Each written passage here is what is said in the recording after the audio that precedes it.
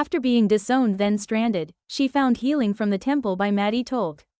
Allison Hong Merrill. Award-winning author Allison Hong Merrill has felt the crushing weight of abandonment. But she also knows the soul-lifting relief of God's covenantal love. Photograph by Erin Madsen. If your family abandoned you, where would you turn? Allison Hong Merrill has faced this question quite literally not only once but twice. At age 21, she was disowned by her father. Then, only 2 years later, she was stranded by her first husband. Left to fend for herself in an unfamiliar country where she could barely speak the common language. But through it all, the Lord never left Allison. While she was not welcome in her earthly father's house for much of her life, Allison has learned she can always find refuge and solace in the house of the Lord. Her story is compelling evidence of the healing power of the temple and covenant relationships with God and each other. An inspiring conversion and temple trip. Allison grew up in a remote fishing village in Taiwan called Hualien. Her parents had a tumultuous marriage. Allison remembers rarely seeing them in the same room unless they intended to start an argument. As children, Allison and her younger sister Dee were often left home alone, and they sometimes took to the streets looking for food. A next-door neighbor begrudgingly allowed them into her home on occasion, washing their clothing and teaching them how to use the toilet. When Allison was 13 years old, 2 Latter-day Saint missionaries visited her family. Their message of peace and love felt at once unfamiliar and familiar, and Allison longed for the stability she sensed in gospel living. She hoped the gospel would soften her parents' hearts. However, they soon divorced. Her father had sole legal and physical custody, her mother had no visitation rights. Meanwhile, her father forbade the missionaries from visiting ever again. He married his mistress, who Allison says treated her and her sisters with cruelty and disdain. Desperate for relief, Allison began attending sacrament meetings at the local branch and taking lessons with a new set of missionaries. She was baptized when she was 15 years old and received her first temple recommend to do baptisms for the dead about a year later. A young woman wearing white smiles. Allison Hong Merrill on her baptism day. Photograph courtesy of Allison Hong Merrill. Within the Taipei Taiwan temple, Allison felt a divine sense of belonging that she craved long after her first visit. I had never experienced that feeling before. This is where I want to be. This is where I want to come back, over and over again, Allison says. Can you fall in love with a place at first sight? Yes, you can. I fell in love with the temple. A man and woman smile next to a fountain in front of the Provo, Utah temple. Burton and Thely's Bushmen outside the Provo, Utah temple. Photograph courtesy of Allison Hong Merrill. Around this time, in 1989, Allison met Burton and Thely's Bushmen, a senior missionary couple from Utah, serving in Hualien. They invited Allison to their apartment for regular gatherings and homemade meals. Their home became another temple of sorts, leaving a lasting impression of love on Allison. Even after their mission ended, the couple continued to stay in touch with the young convert through handwritten letters. The temple and the Bushmans became shining beacons in Allison's life, guiding her back to the Lord's ever-present love even through the excruciating challenges to come. Allison's mission and first marriage. During her junior year of college, Allison decided to serve a mission. She shared the news with her father on Chinese New Year's Eve, and his reaction was less than supportive.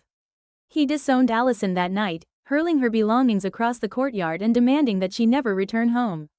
Devastated, Allison reached out to the Bushmans, who generously offered to sponsor her mission and wrote to her weekly during her service. 2 sister missionaries, a young woman, and 2 elder missionaries smile in Taiwan. Allison Hong Merrill left during her mission in the Taiwan Taichung mission. Photograph courtesy of Allison Hong Merrill. Allison also began corresponding with a young man named Cameron, a returned missionary who had served in her college town in Taiwan years earlier. He professed his love for her, and the declaration felt unfamiliar yet intriguing to Allison. All my life, no one had ever used the word love on me, she remembered. When Cameron offered to visit her in Taiwan a month after she returned home from her mission, she was ecstatic. He slid a diamond ring onto her finger almost immediately after departing the airplane, and they planned a new life together in the United States. But their marriage didn't turn out to be the source of lasting love Allison had hoped. Allison's lack of English skills meant relying on her new husband to interpret and communicate on her behalf in Texas.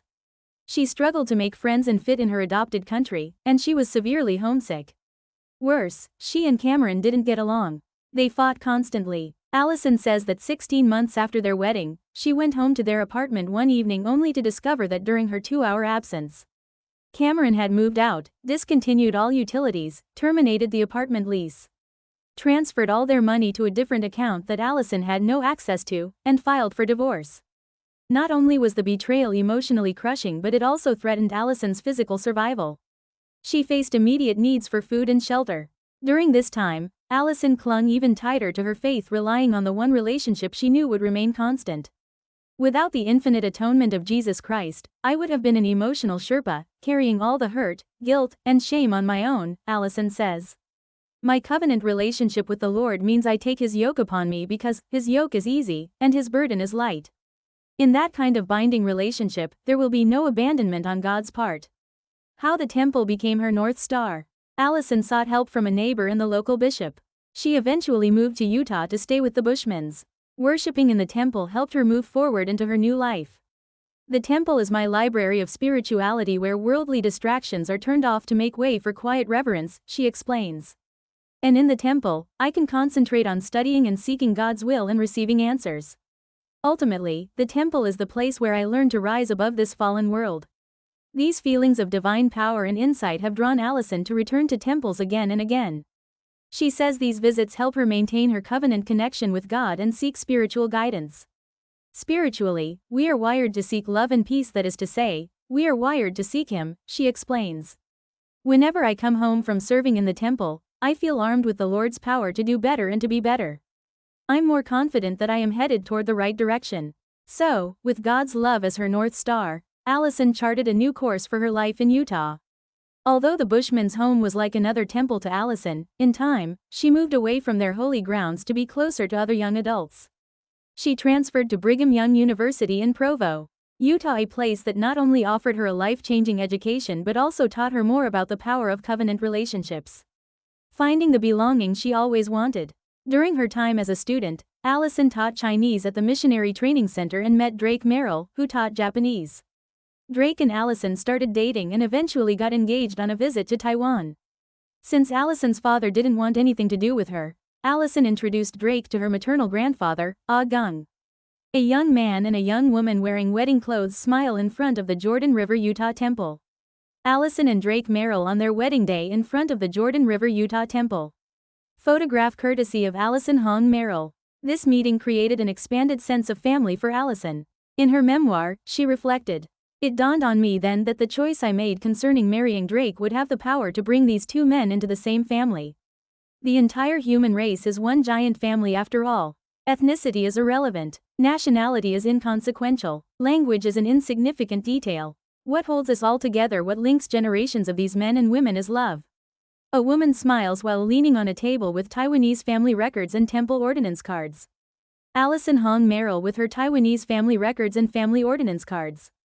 Photograph by Erin Madsen. This realization led Allison to pursue family history and temple work even more diligently. In turn, she feels God has blessed her with the strength to mend the hurt of the past and alleviate the pain of abandonment, disownment, and disconnection. Each time she enters the temple and is greeted by temple workers, Allison feels assured that someday she will experience a similar loving, heavenly reunion with her progenitors. When I open the door and enter the temple, the ordinance workers all greet me at the same time, like they've been expecting me, she explains. I don't know any of them, but they know me in the way that they know I love God. And I feel like, in the next life, when we return to God's presence, we will be greeted by countless ancestors who got there first. They're waiting for us, and they're eager to connect with us.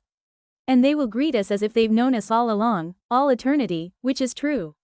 We just can't see it right now. What Allison wants to be remembered for.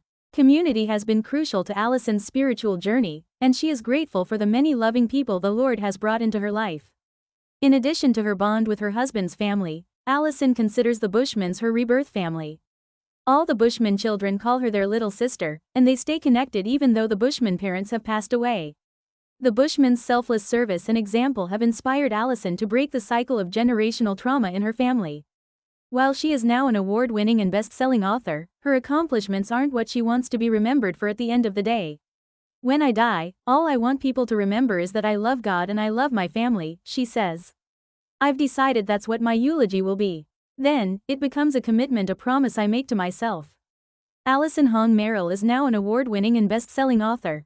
Photograph by Erin Madsen. And as Allison has made promises with God, she has found the love and belonging she always yearned for as a child. When all is said and done, she believes covenants have been the key to accessing a new, joyful life in Christ. I feel like God is on the short end of the bargain. All I need to do is keep the commandments and the covenants, that's it.